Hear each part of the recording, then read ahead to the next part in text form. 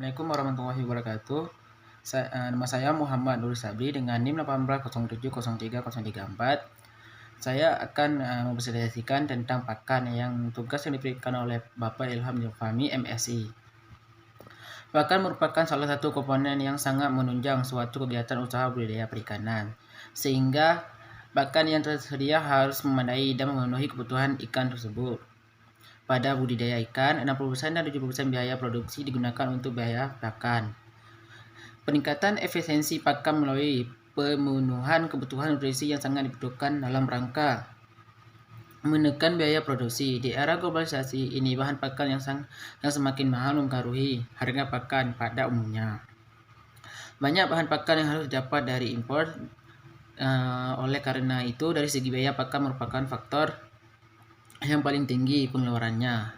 Selain pakan, kebutuhan nutrisi dari ikan harus diperhatikan. Pakan ikan yang baik harus mengandung gizi seperti protein, lemak, karbohidrat, dan vitamin, mineral, dan energi dalam jumlah mencukupi sehingga dapat menunjang pertumbuhan ikan dengan baik. Pakan yang berkualitas tinggi tergantung pada bahan baku pakan yang berkualitas, maka ketersediaan tergantung pada bahan baku. Bahan baku harus terjaga secara kualitas dan kuantitas. Pakan ikan umumnya memiliki komposisi berupa tepung ikan, tepung udang, tepung kedelai, bekatul, vitamin, dan mineral. Pakan ikan terdiri dari dua macam, yaitu pakan alami dan pakan buatan. Pakan alami biasanya dalam bentuk makhluk hidup, plankton sebagai yang agak sulit untuk dikembangkan, sedangkan pakan buatan berasal dari bahan yang diolah dari beberapa bahan yang memenuhi kebutuhan ikan. Salah satu pakan ikan buatan yang paling banyak dijumpai di pasaran adalah pelet. Pelet adalah bentuk makanan buatan yang dibuat dari beberapa macam bahan yang diramu dan dijadikan adonan, kemudian dicetak sehingga merupakan batangan atau bulatan kecil-kecil. Ukuran berkisar antara 1-2 cm. Jadi pelet tidak serupa tepung, tidak berupa butiran, dan tidak pula berupa larutan. Karakteristik pelet yang dihasilkan mengacu pada standar pakan ikan sesuai Standar Nasional Indonesia (SNI). Pelet mengandung protein berkisar 20-35%, lemak berkisar 2-10%, abu kurang dari 12%, dan air kurang dari 12%.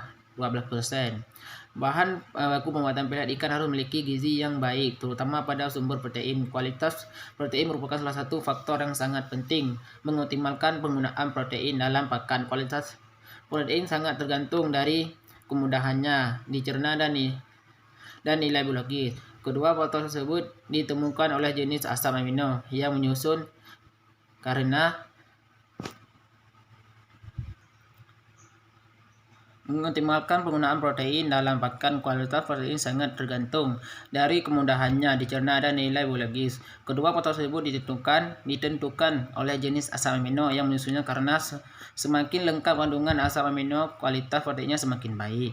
Kebutuhan protein untuk ikan, asam amino kualitas proteinnya semakin baik. Bahan tumbuhan nabati dan hewani, protein dari bahan tumbuhnya misalnya kedelai, jagung, bungkil kelapa, ampas tahu,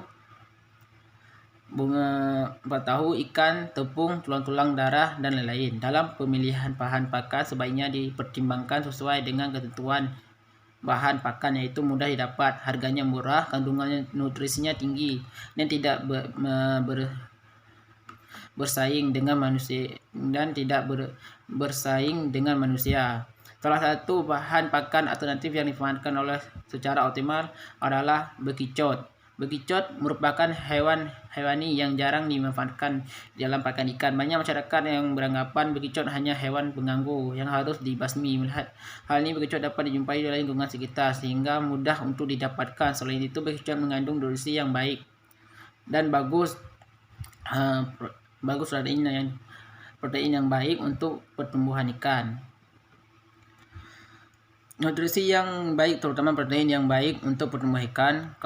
Kompiang menyatakan bahwa Komposisi nutrien pakicot mentah adalah protein 59 sampai 27%, lemak 3,62%, serat kasar 2,47%, kalsium 6,4%, dan fosfor 0,85%. Pakicot dapat diolah menjadi tepung sebagai bahan pembuatan pelet.